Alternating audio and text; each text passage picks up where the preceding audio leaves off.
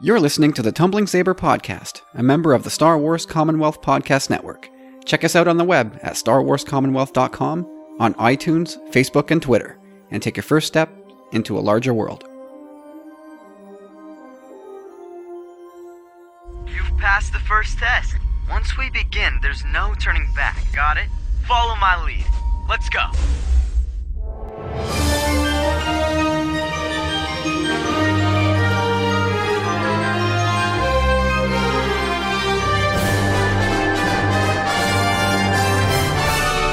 Hey everybody, welcome back to the Bridge of Transmissions. This is our fifth transmission, where this week we talk about Kindred and Crawler Commandeers. Commandeers? Commandeers. Awesome. I thought it was Commanders, but... Whatever. Does it really matter? Yes. It was still epic. Well, welcome back everybody. I'm Kyle, as usual. I'm Corey. Bonjour, je m'appelle M. Bonjour, madame. Bonjour. Comment allez-vous? Come see, come ça. Wow, oh my, that's the way my dad answers that question. Well, there you go. Yeah. All right, everybody. Welcome back. It's time to talk about Rebels. We had a couple more. Geez, guys, we are halfway. We're more than halfway through the final season. Ooh, don't remind me. Or it's maybe going so quick. I still don't know if it's a 16 episode season or 15. It's one or the other, right? I think it's 16. So we still have 6. What? No, wait, no, 8 not episodes. 6. Sorry. If it's Yeah. 16, we are exactly at the halfway mark. We are. Oh my God. It's blazing past, man.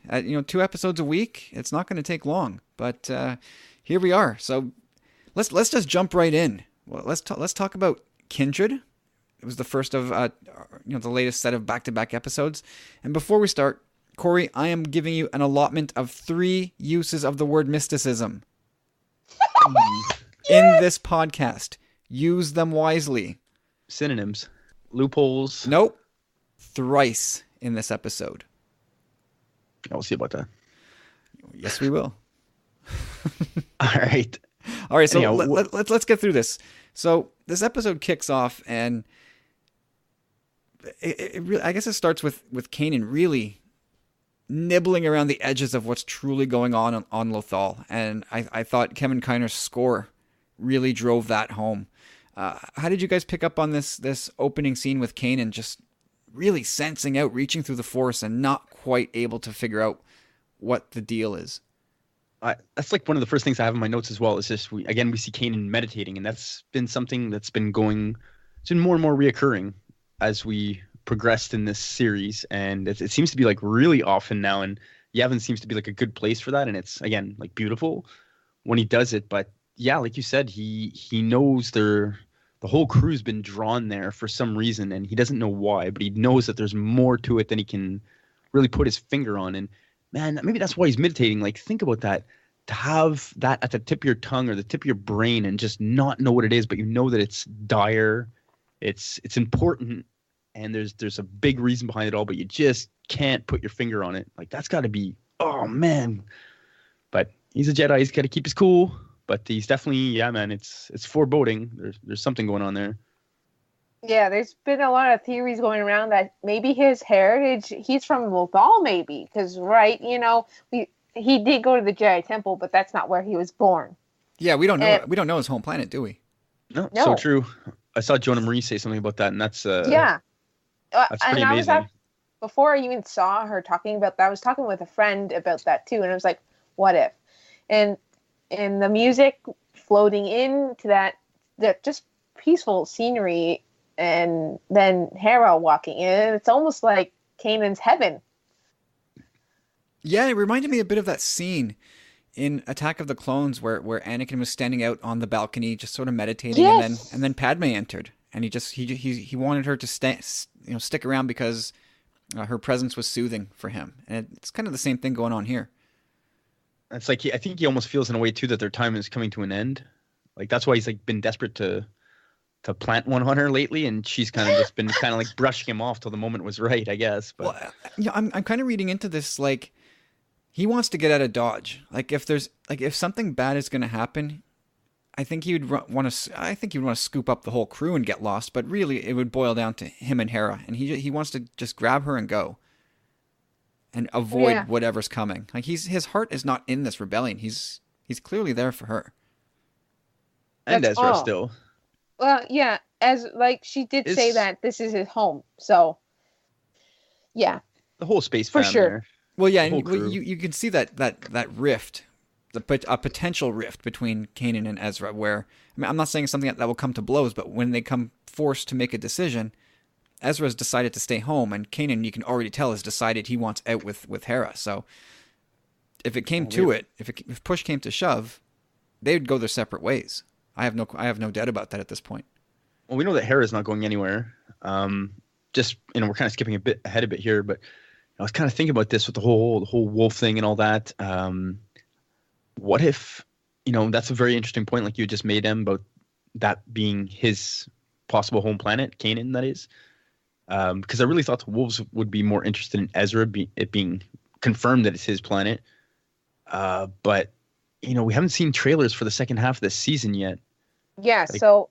What if, like, what Kyle had said prior, like, doom for doom? Like, what if these wolves are like, okay, like, the crew moves on, but, like, you're one of us now or whatever, like, something like that. And, like, Kanan is not in the second half of season 4, sorry.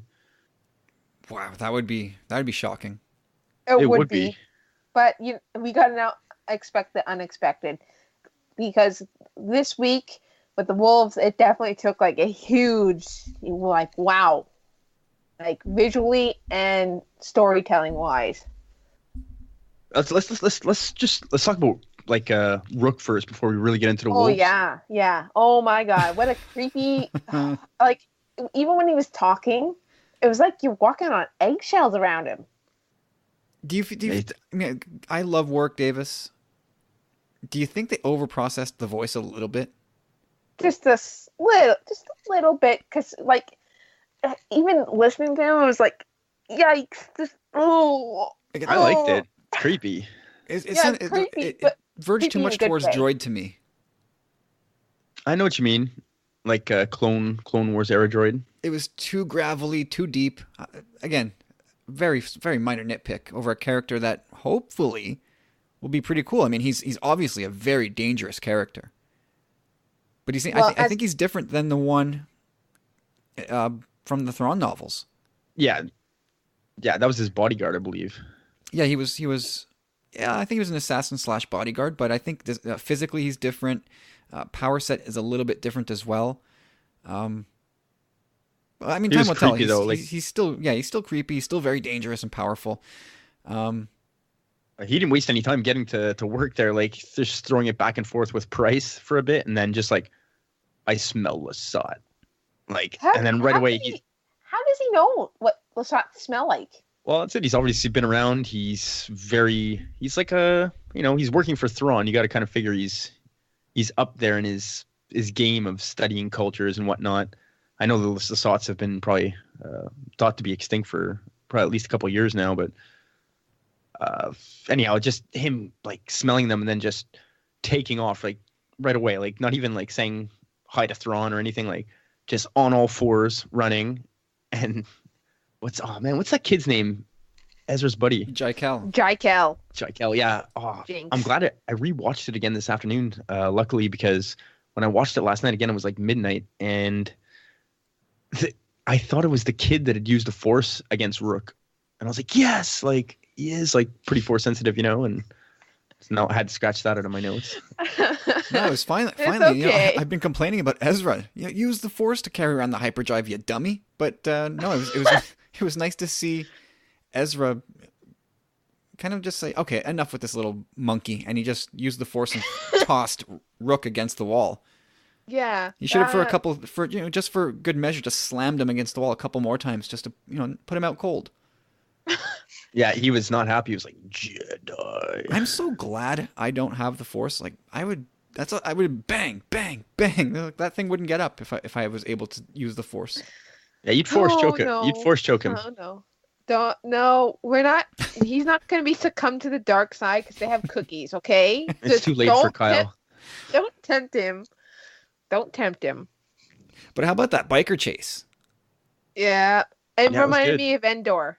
But that brought me right back. Like the sound effects. I'm sure they've used them before in Rebels, but it really stood out this time. Just the sound of those biker engines. 100%. Yeah, like not necessarily visually. I mean, yes, it's a bike chase, but yeah, definitely more the audio behind that scene gave me that feeling that we're in that area. It takes me back to when I was sitting on the couch and just like completely mesmerized at that scene from like Return of the Jedi. And when I was watching that, I was like, it's just so nice to be older and just savor that moment once again. Yeah, that was a lot of fun. And then Man, but during that chase though, like we know he uses, I think, what does he use? His gun, I think. Oh no, he attaches the time bomb there on that part of the pillar that had fallen over in that canyon. That guy gets smoked. That biker scout, like he takes it, like he's dead for sure. Oh, he's toast. It's over. But Rook's so persistent though, right? He just I like how Ezra beat him to the punch there. Like Ezra thought that through and was like, set the trap, and then kind of sat there on the other side and waited for him. And because he knew this guy was going to be persistent, he makes the jump, and then Ezra's waiting there for him. Pop, takes his little bike out, and then gives him the salute, like peace. Ezra likes that salute, huh? Someone needs to put together a supercut. I told you that, but Sabine taught him well how to use those detonators because now he's using them effectively. Yeah, that was pretty effective use. And then they get back to their camp over by that partisan U-wing. Yeah. And so here's something that kind of bothered me. The one thing that bothered me about this episode is that they all come back and they're getting ready to go, but there's no urgency in that scene. Like they're just kind of They're mellow. They're mellow. Da-da-da. Kanan and Hera have the talk, and it's like and they have the kiss. Well, I guess we'll touch on that in a second, but like at some point they picked up on the scanners, right? There's two hover tanks coming in, and they're still like do like still just going about their business and still having the talk. There's two tanks right there, guys.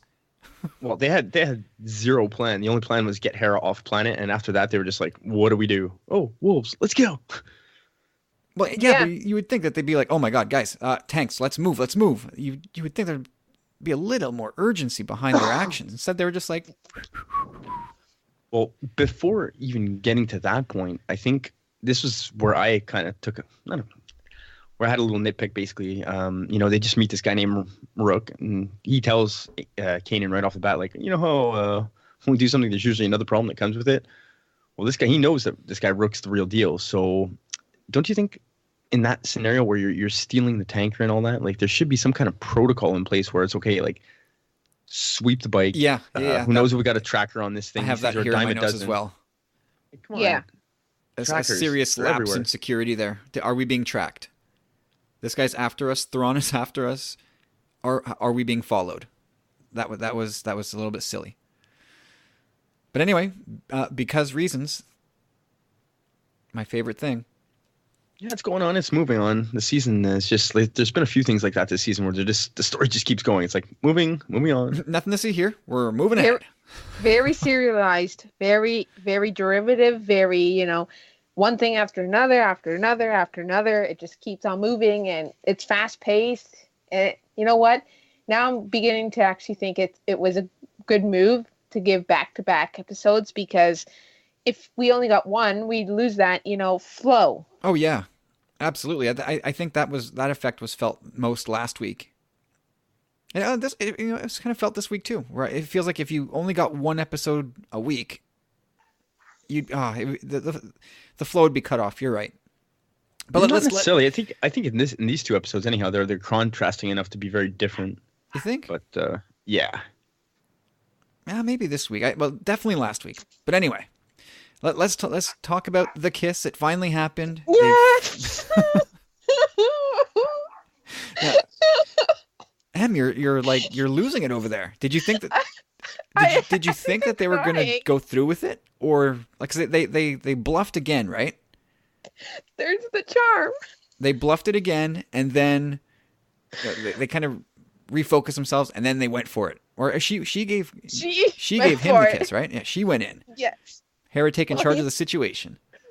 Yeah, it's because she had made him wait long enough at this point, and she's going off planet, and yeah, she kind of Oh. just took control. Well, I wasn't on Twitter at that moment, but I wonder if just millions of fans cried out in joy.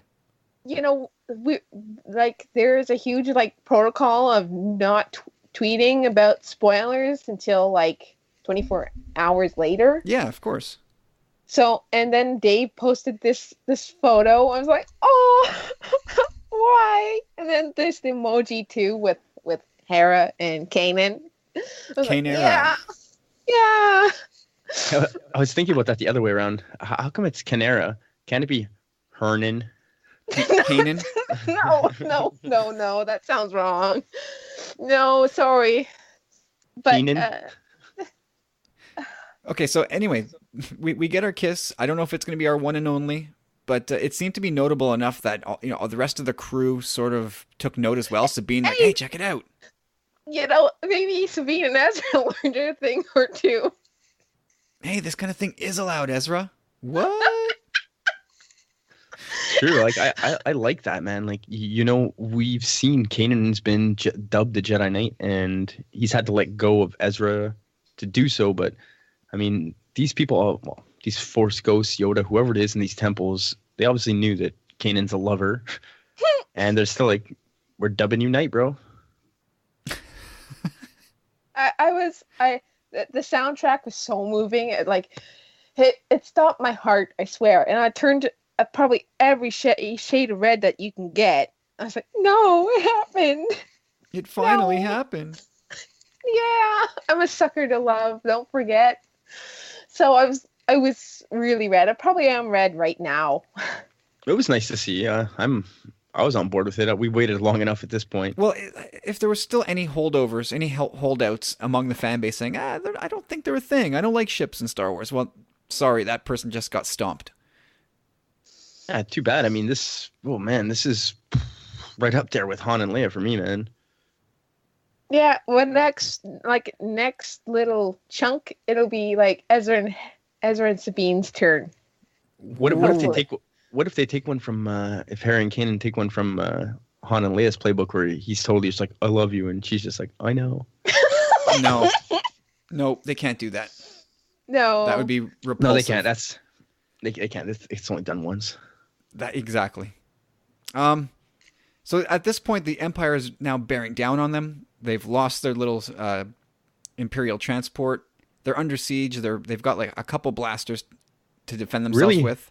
Not prepared at all. Nope. And that's really something that was kind of bothering about this. You're defenseless. The Empire's bearing down on you. Get out of there. Show some urgency. But especially that Ezra and Zeb, they're out on that mission trying to get this thing back, in enemy territory. They should be on pins and needles waiting. They have very critical cargo. Move. But anyway, here come the Loth Wolves, right? And Oh man. Yeah, amazing. So Wow. we thought last week we were all under the impression that only Ezra could see these things. Oh no, I didn't think that. I knew that the wolves would then appear show themselves to, everyone else. It's just Yeah, I said they pulled a Batman. I thought that for sure they're physical, and who knows? Maybe they're still not. Maybe they're meant to materialize, or whoever wants this, they want to see them, sees them. We still don't know really, but it's definitely cool that that we saw. Well, Ryder definitely saw it, right? He was like, Loth Wolves. Yeah, that's amazing. These things are legends, crazy. And then that was one of my favorite scenes in the whole thing, humor wise. He's just what's going on? And then Ezra's we have to follow them. And then Zeb's it's good when it gets strange. And he's just Ryder Azadi's just he's how do you people stay alive for so long? Well, it's kind of a wink, right? Because I've always wondered, how many times can these guys get taken prisoner and not really pay any price for it? So yeah, there you go. I stand with Ryder. I liked how the wolf, when they went through whatever they went through. Before we touch that, I just want to touch that you know how the wolf appeared himself and then disappeared, and then the eyes were the last thing you saw? I thought that was wonderfully created. Yeah, that was You know what I cool. noticed too? This is just like an observation anyhow, but when you look at the wolf's eyes, man, it had like a lot of yellow and red in the iris, very reminiscent of a certain Sith. former Darth. Yeah, yeah. And you remember the pathway when they're walking to whatever they're walking to? We thought at first Ezra was connecting with something, but I think, you know how it moves in a way? And then you remember Dave's artwork with Ahsoka? You see how the wolves are moving, that one picture, the wolves are moving in a circle. Yep. I'm kind of like obsessing over this. You probably saw my corkboard. I'm just now like trying to figure out the pieces of the puzzle. This is now a puzzle. He's left us enough clues, I think, us to theorize and figure out what's what. But Well, it seems like wormholes are now a thing. I guess. So can we that was theorize just- that Ahsoka found a wormhole at the bottom of that Sith temple? Whoa, that's a huge thought, eh? And who knows where it would have taken her? We all wondered, well, she can't get off that planet because, there's no ship. There was no way for her to get off that planet. But if she found a wormhole at the bottom of that Sith temple. And then remember how the Emperor himself wanted Lothal to be shut down? Well, I mean, yeah, this is where it gets really this episode gets crazy because now we've rescued the rebels. The wolves have rescued the rebels. They've taken them from one hemisphere to the next through this it's wormhole, amazing. which is a really cool scene. We don't necessarily have to say it's a wormhole per se. Like, these creatures seem pretty powerful in the Force. Like, maybe they open this thing, but I like wormhole gets the point across anyhow. Well, But man, if it is a wormhole, and you're right, maybe it's not. Maybe it's some sort of Force power. But that is kind of the limit for me as far as like super hardcore sci-fi. Like, the next step is time travel, and at that point, I'm out. No, there's no time travel. Sorry, no. But yeah, no. this is where it gets crazy. The wormholes and the cave paintings, and Ezra had his own little interpretation of the cave paintings as, like Jedi coming down to Lothal. And then you've got going on in the background. The Loth Wolf is focusing on Kanan, repeating doom.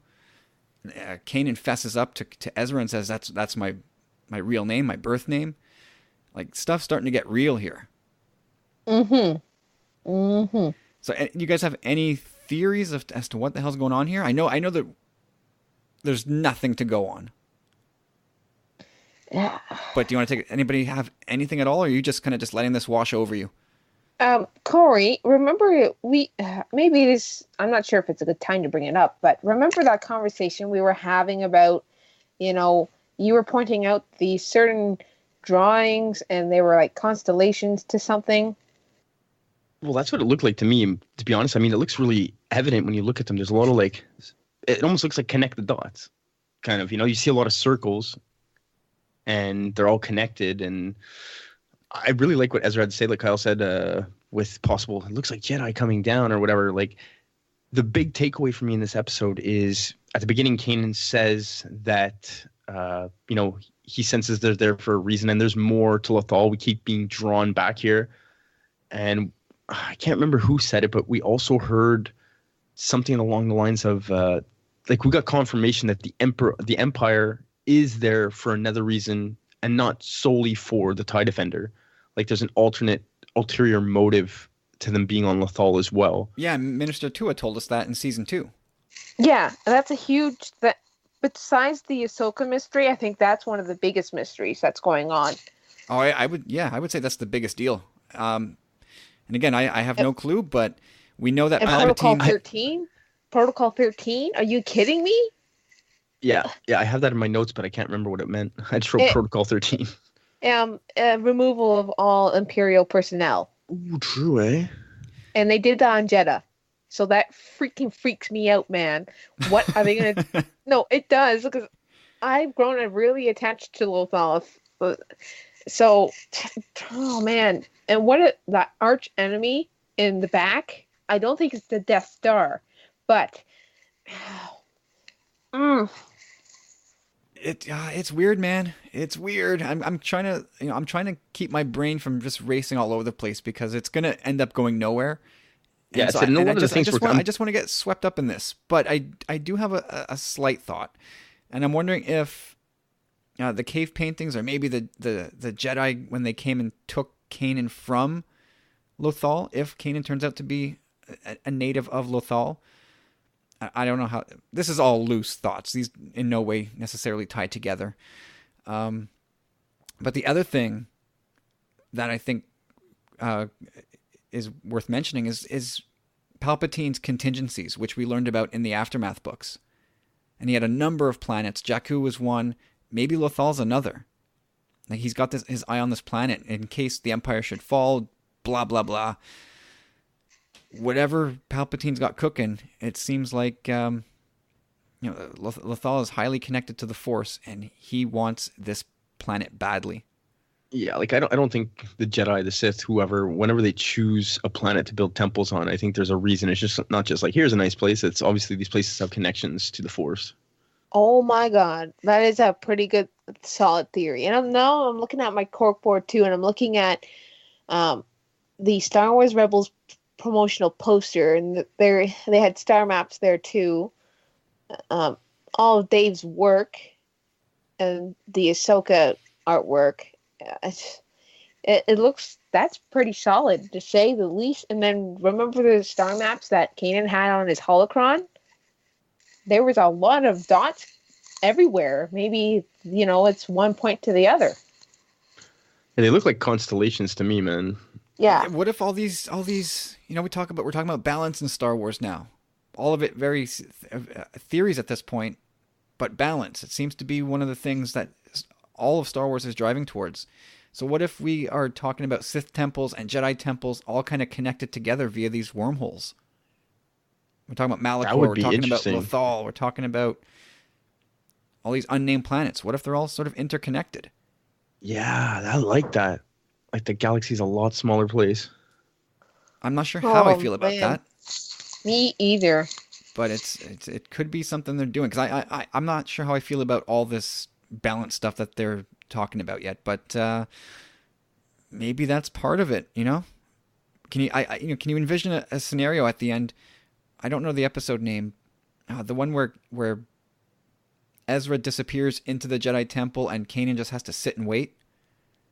Path of a Jedi. Path of the Jedi. Okay, so that episode, we saw like the corpse, the skeleton of a Jedi Master who died waiting for his Padawan.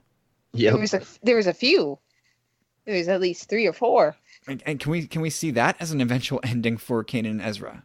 They kind of they just leave it like that, where Ezra has to disappear into some sort of new Jedi temple that they've found on Lothal, and Kanan says, "All right, like I'm back in as your master. Like, I'll wait here for you." And Ezra goes in, and the series ends.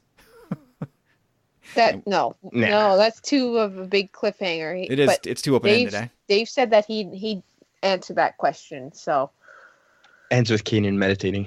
I think, well, in regards to that, I think Depa Billaba is kind of a bit of low-hanging fruit. It would be nice to see some kind of connection there, I guess. We're still maybe hoping a little for Ahsoka to have something to do with the wolves, even though we've been told she's not a wolf. I think there's a lot of things. She does have something to do with them. But sure. Well, that's maybe where these wormholes all kind of play in together. And maybe it's exactly that. Like they all kind of just hang out in these common areas. And like imagine these wormholes all just being sort of like, I don't know how to describe it, but almost like a house unto itself, just connected by different rooms and tunnels. I like it. Ahsoka's down the end of that tunnel, and Joe Blow is down that tunnel. We all kind of just hang out here in these ethereal, weirdo portals in the Force. Did you see? I think it was Amy Radcliffe. Radcliffe. I think I'm butchering her name, but you are. Anyhow, sorry. Anyhow, she'd been. Filoni's mentioned this as well. Princess Mononoke. Oh man, the amount of connections and some of the shots are identical. Identical. It's crazy, and like I own that movie. It's been a long time since I've seen it, but I remember the gist of it, and really interesting to see where they could possibly go with that, and Ahsoka anyhow. Yeah, I mean, I'd be surprised if Filoni went too close with Ahsoka to the, Princess Mononoke storyline. Like, it would be really easy to kind of figure out what happens to it, right? So I think there's definitely tributes there, but I don't know if he's going to run the same parallels. That would seem anticlimactic. I'll put it that way. Anyhow, back to the wolves and all that. Like, I'm hoping for some kind of prophecy or something in these cave paintings, the constellations and the little theory. Another bit of low-hanging fruit, maybe something to do with Ezra's parents. But then why would they want Kanan? I love what Jonah Marie said about Kanan being a native to Lothal. I think that's really interesting. Like, it's such a, like, we're like, Doom, like, why? Like, it's Ezra. Isn't it Ezra you want? Like, why Doom? Like, now you're totally messing with us, right? Totally messing with us. So what the hell is going on with Kanan?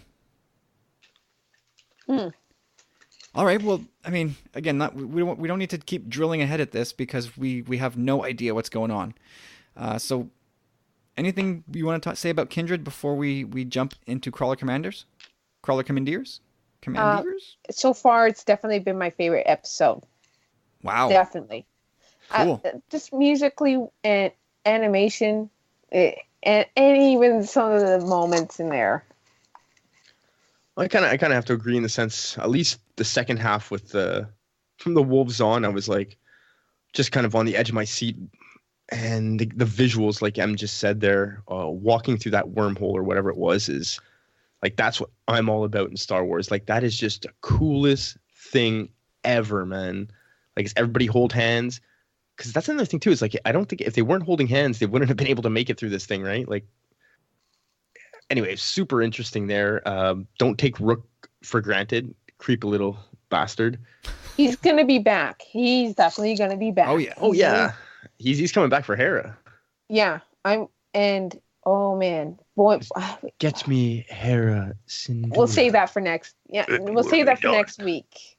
Save that for next week because there's going to be so much to talk about that particular thing, and I'm cooking something up with some. Well, no, I'm not spoiling it. You guys can be surprised too. So.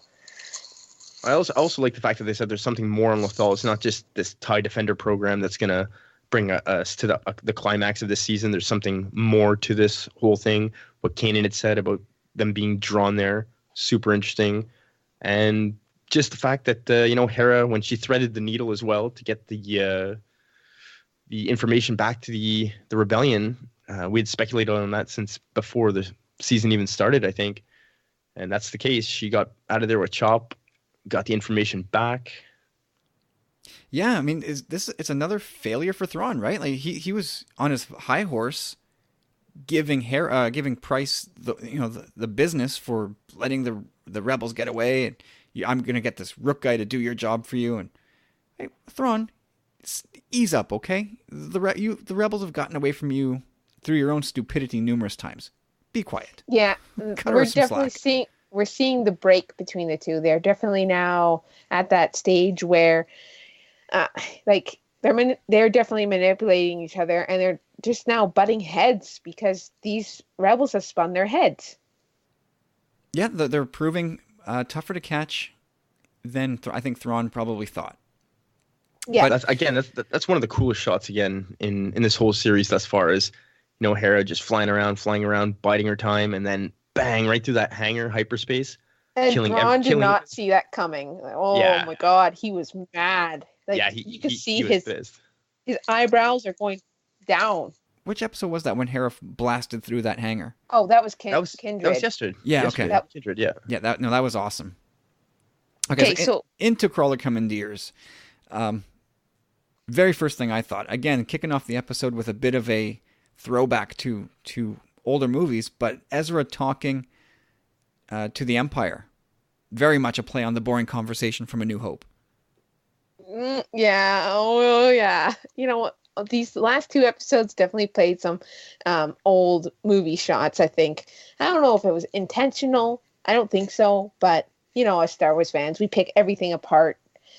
Well, nothing gets by Filoni. I think that was an intentional kind of throwback. Same with the other scene, but I'll wait until we finish this one.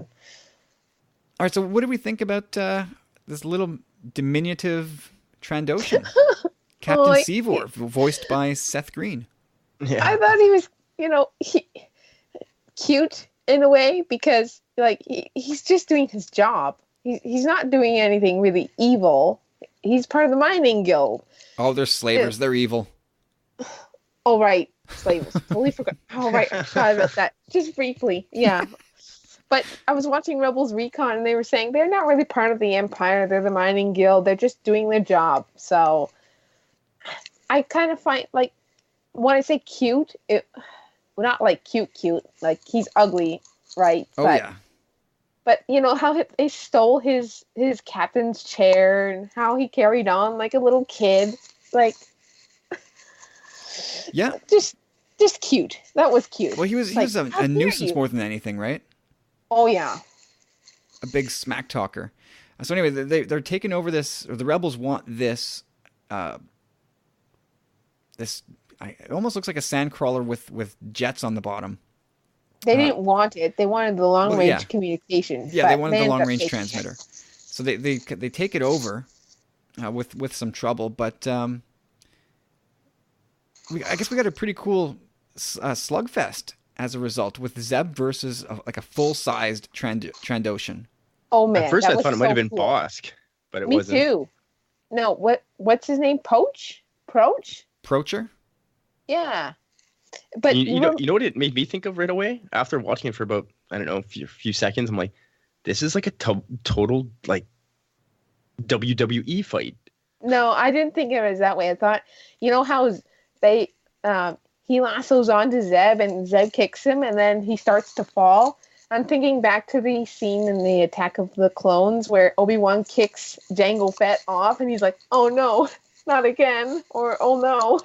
And Zeb's kind of like that too, right? Yeah, I know what you mean. Yeah, we'll speed through this episode. I don't know that there was that much to take out of this episode.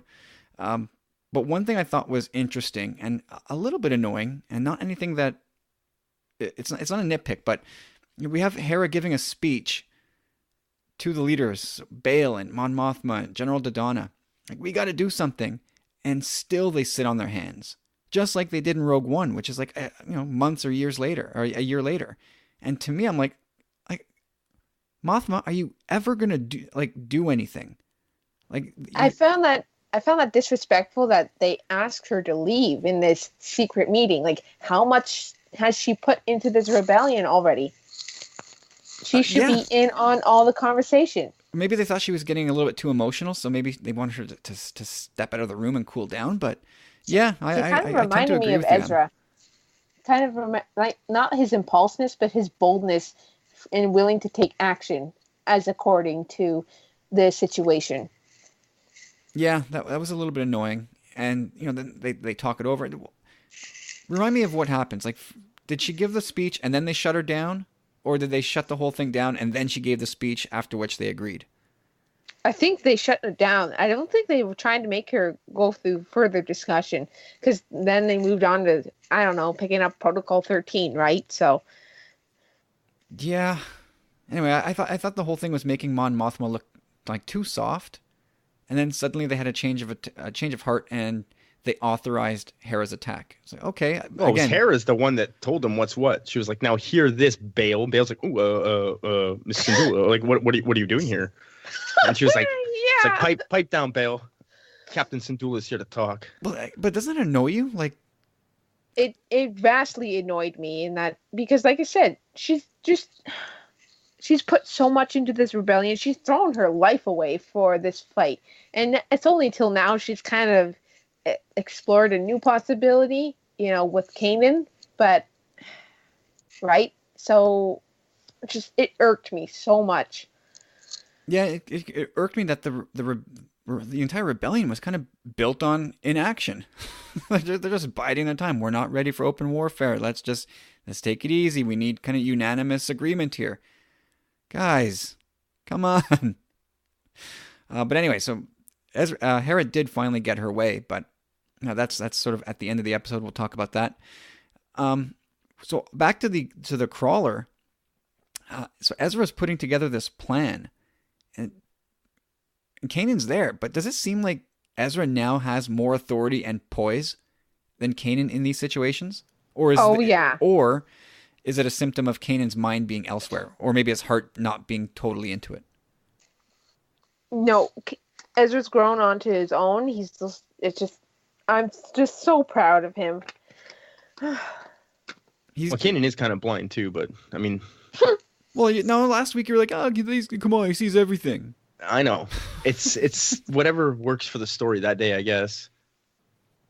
Well, because reasons. Again, we'll go back to that, and I don't like that. Anyway, we're plowing through.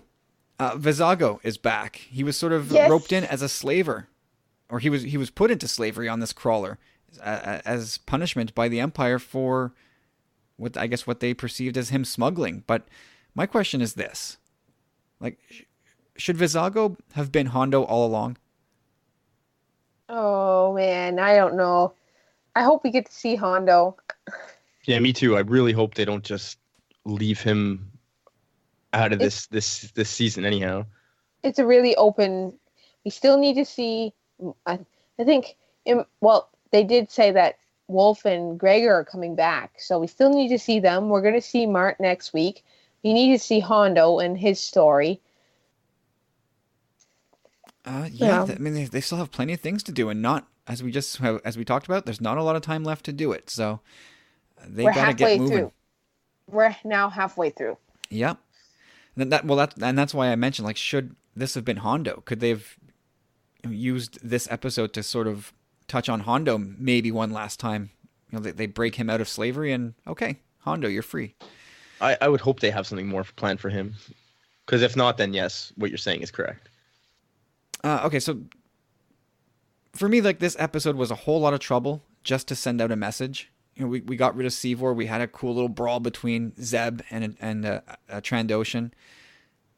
But for me, the only real takeaway out of this is that Hera asserted herself, finally got the leaders to commit to an attack against the Empire in next week's finale before the winter break. But other than that, I didn't take a whole lot out of this episode.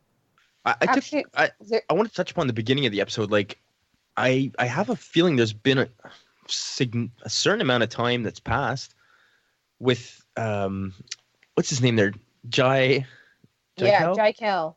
He's there now. He didn't follow them through the wormhole, unless Lethal was super small. Like, I don't know how we would have gotten to the other side of the planet, or how they even would let him know that they were there. Something else that kind of didn't bug me, but it puzzled me when what's his name? The captain of the ore crawler, when he slipped on Ezra's lightsaber, Ezra had this little smirk on his face and just kind of like smiled in awe. And I'm wondering if that's because he got what he deserved for burning half his planet to a crisp. Yeah, there's some poetic justice there. The guy's scorching the planet and gets himself scorched in the process. That's and Ezra didn't even have to force push him. He's kind of like smiling. Yeah, right. I think Ezra. Correct me if I'm wrong, but I think there was a scene where Ezra maybe thought about, for a second, maybe he thought Ezra was going to force push him in there or something, but he never did. And in my mind, I was like, hey, you had an opening there, Ezra, to get rid of this guy. But good on you for not doing it. That's the way of the Jedi. But then, karma. He slipped on the lightsaber and he fell into the furnace. And he looks at his lightsaber like it's his best friend.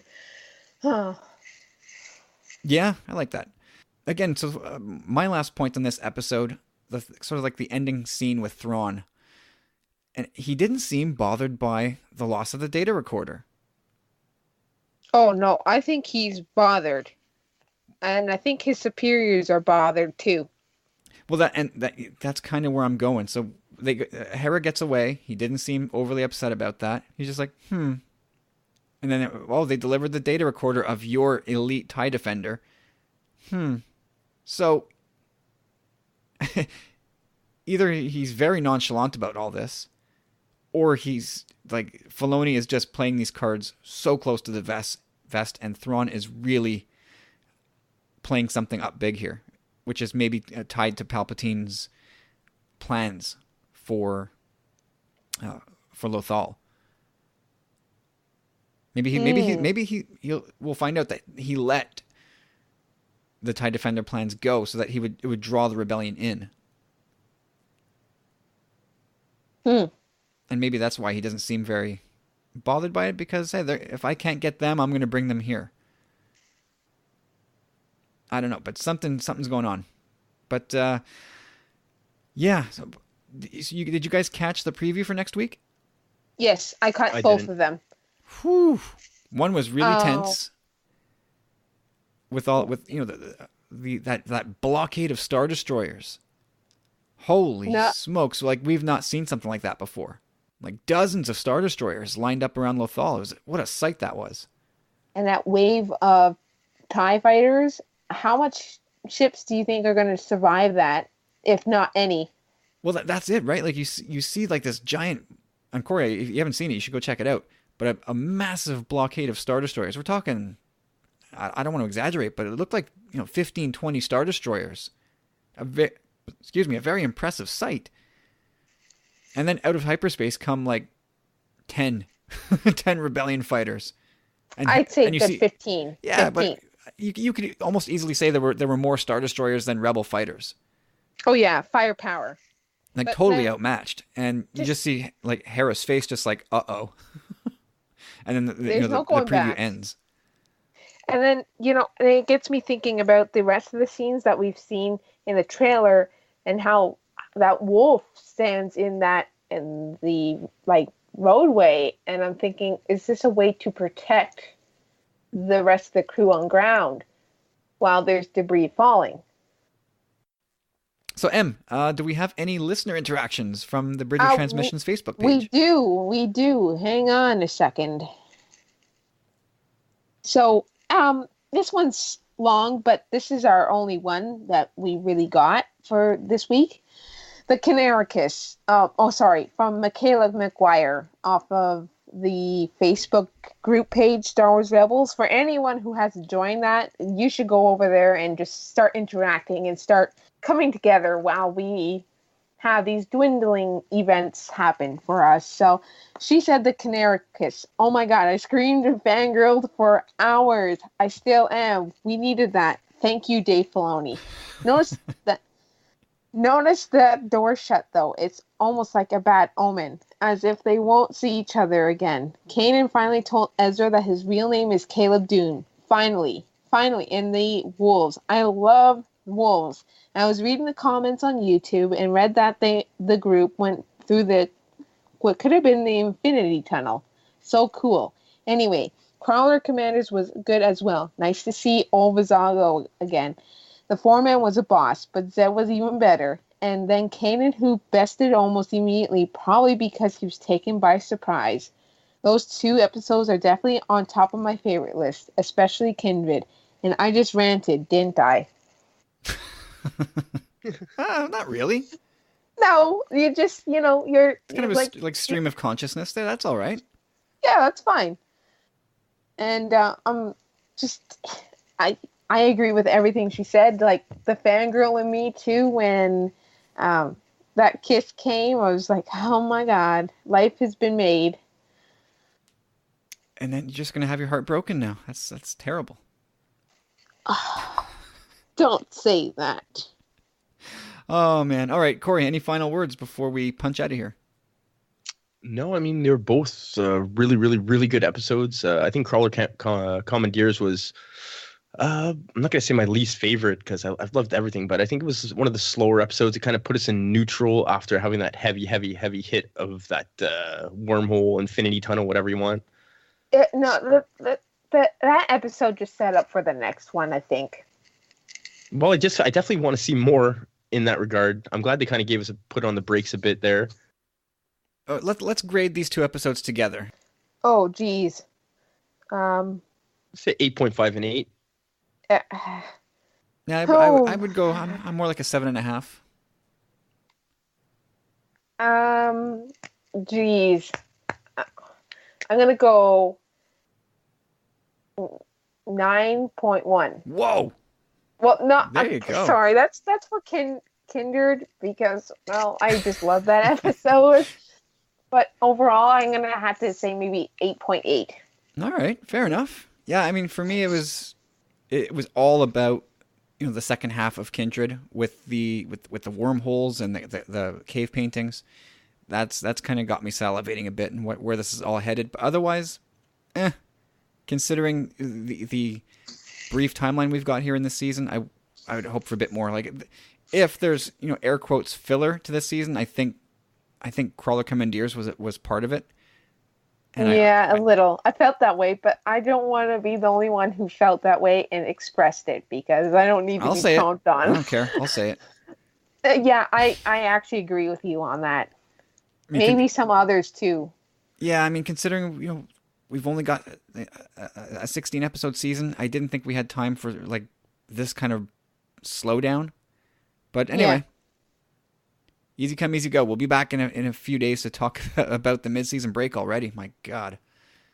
I hate that. But then I gotta have Big Hero 6 to keep me company. Oh, there you go. Like, there's a new series coming, so. Yeah, I saw that. My kids are huge fans. Oh, man, then we should just start a podcast with those guys on. No, don't encourage me. No, I know. All right, guys. That's so cool. Let's say goodbye for this week. Em, where can we find you on Twitter? You can find me at emalum52, and I'm not going to do the speech now. I think everyone's gone to the point where they can find me.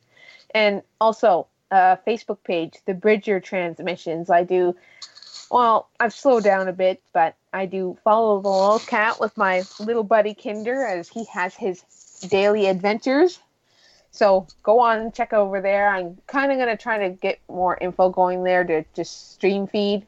And, or should I mention, too late now. So after Rebel Assault, we finally got the 2 new titles for the next 2 episodes. That's right.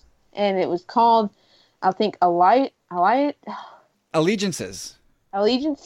and then one giant step. Yeah, one giant step ahead. Yeah. Yeah, you're right. But we didn't get dates. We didn't get air dates for those. So, but I did a little research. Mm-hmm. I come prepared. So season 2 took a break from December 9th until January 20th. And season 3 took a break from December 10th until January 7th. So we have sort of a frame of reference here. We're going to break now from, after November 14th until, I would say, let's call it January 14th. So we're going to be a good 2 months without Rebels, which will be tough. God. But that's going to be tough. Together we'll get through it. And Corey, where can we find you? Because you're just legendary with your little tag. You can find me at Chop Rules with a Z, M. And that goes for everybody else out there. All right, everybody. Thanks for listening this week. Let us know what your thoughts on these 2 episodes and your thoughts on what's coming. Anything you want to throw at us, we're here to listen to, both on Twitter and on the Bridger Transmissions Facebook page. Go check that out. And while you're at it, go check out the Tumbling Saber Facebook page. Give that a like as well. Lots of Star Wars content shared there. And if you're looking for more Star Wars content, head over to StarWarsCommonwealth.com. Check out our friends. Everybody's doing some stellar work. And that's it, everybody. Looking forward to catching up with all of you. Have yourselves a great week, and we'll talk to you next week. May the Force be with you. Yeah, may the Force be with you, everybody. Cheers for now.